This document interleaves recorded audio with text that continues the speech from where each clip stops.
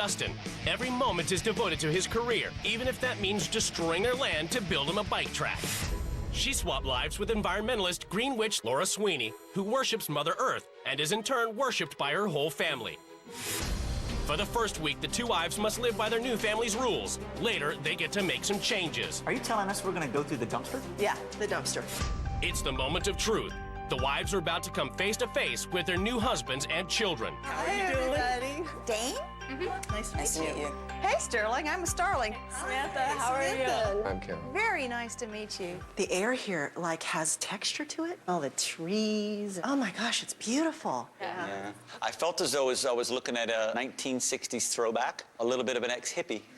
Laura had a gift for you that she'd like to present to you. It's her oracle cards. They suggest to her paths and possibilities. Good, great. I think she is going to have some very definite opinions about how we live our lives. They're nuts. They're crazy people. This last summer, my oldest son broke his leg. I've had that. I know you've had similar of those things. I know. He's got a burn on his arm. Yeah. He's got a burn on his back. From the I don't know how a parent could allow their child back on a track after seeing injury after injury after injury.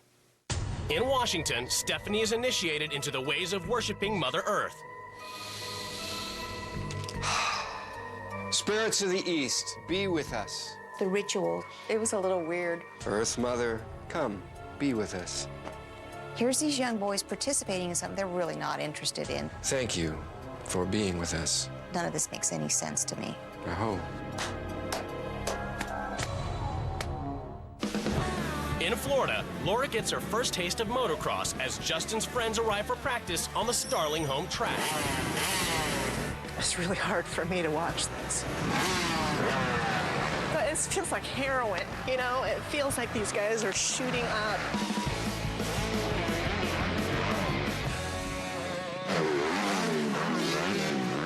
pretty extreme, isn't it? Yeah, from a spiritual perspective, it's desecration. They're desecrating the goddess. They're in their own nest.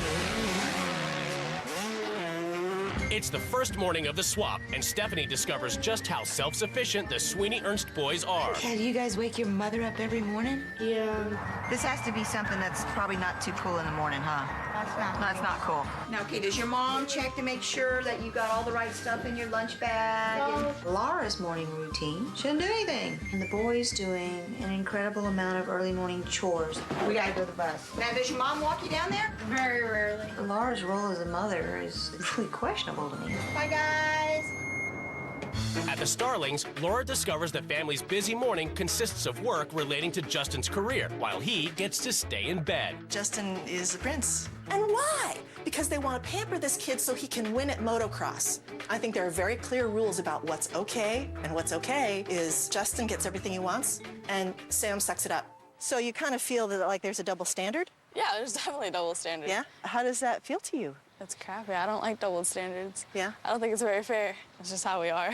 All right. As far as I can tell, I don't know who supports Sam in this family. I don't think anybody does. It seems like Justin gets all the rope in the world, and I'm thinking, where is it for Sam? You know what the problem is? The problem is there's no time left.